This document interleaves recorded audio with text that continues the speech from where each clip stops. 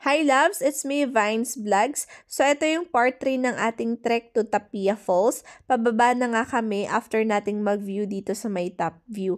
And nag-rest kami ng konti kasi grabe nakakapagod talaga. At ito pa, kailangan pa nating bumaba para dun makarating na talaga tayo dun sa may falls. So baba, ayan nakakapagod, nanginginig na yung legs ko kakababa.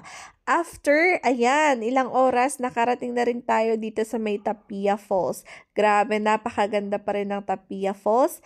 And meron tayong blocking. Ayan, dumating yung mga foreigners na kasabayan natin. Ang daming foreigners today na kasabayan namin.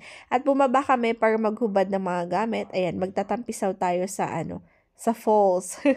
So, ito yung pinaka-full view ng falls natin. Kung makikita natin, ayan sa video.